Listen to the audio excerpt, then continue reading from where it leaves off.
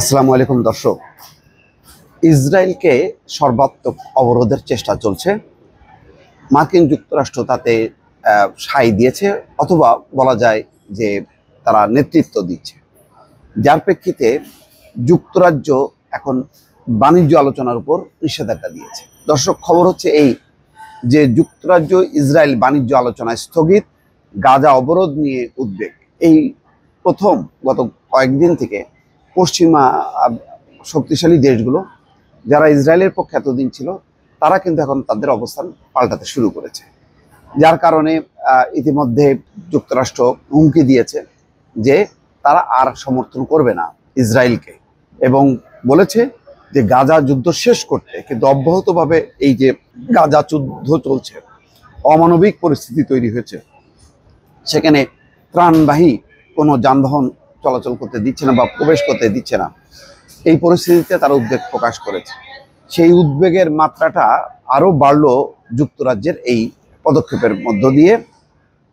গাজায় চলমান মানবিক সংকট এবং সহায়তা পৌঁছাতে ইসরায়েলের আরোপিত অবরোধের কারণে ইসরায়েলের সঙ্গে নতুন মুক্ত বাণিজ্য আলোচনায় স্থগিতাদেশ দিয়েছে যুক্তরাজ্য।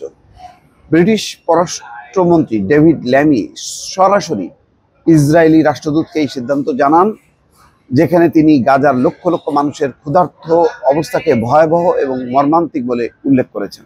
বুধবার এক প্রতিবেদনে এই খবর দিয়েছে এএফপি। 11 সপ্তাহ ধরে চলা সহায়তা অবরোধকে নির্মম আখ্যা দিয়ে ডেভিড ল্যামি বলেন, এই অবরোধ এখনই বন্ধ করুন। তিনি ইসরায়েলি প্রধানমন্ত্রী বেনিয়ামিন নেতানিয়াহুর প্রতি এই আহ্বান জানান। পররাষ্ট্রমন্ত্রী ল্যামি আরও কঠোরভাবে হুঁশিয়ারি দিয়ে বলেছেন, যদি অবরোধ অব্যাহত থাকে তবে যুক্তরাজ্য আরও কঠোর পদক্ষেপ নেবে। তিনি বলেন, ব্রিটেন অবিলম্বে এই মানবিক সহায়তা অবরোধ প্রত্যাহারের দাবি জানিয়েছে, এবং ইতিমধ্যে যুক্তরাজ্য, ফ্রান্স, জার্মানি বলেছে যে তারা ইসরায়েলের বিরুদ্ধে বিভিন্ন ধরনের নিষেধাজ্ঞা আরোপ করবে। এই সিদ্ধান্ত আন্তর্জাতিক মহলে ইসরায়েলের উপর ক্রমবর্ধমান চাপকে নির্দেশ করে।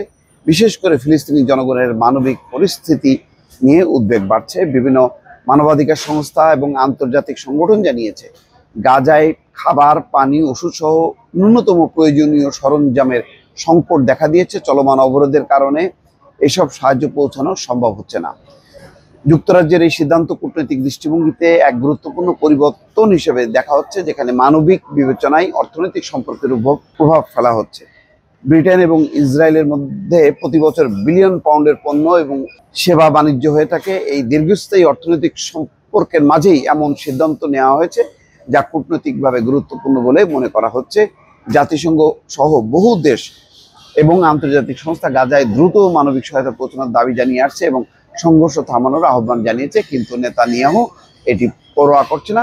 তবে এখন চাপের মুখে তারা সীমিত পরিমাণ মানবিক সহায়তা পৌঁছানো ব্যাপারে রাজি হয়েছে। দর্শক, এটাও খুব গুরুত্বপূর্ণ যে পশ্চিমা দেশগুলো যদি চাপ প্রয়োগ না করতো, তাহলে হয়তো ইসরায়েল নমনীয় হতো না। দর্শক, ভালো থাকবেন। আল্লাহ হাফেজ।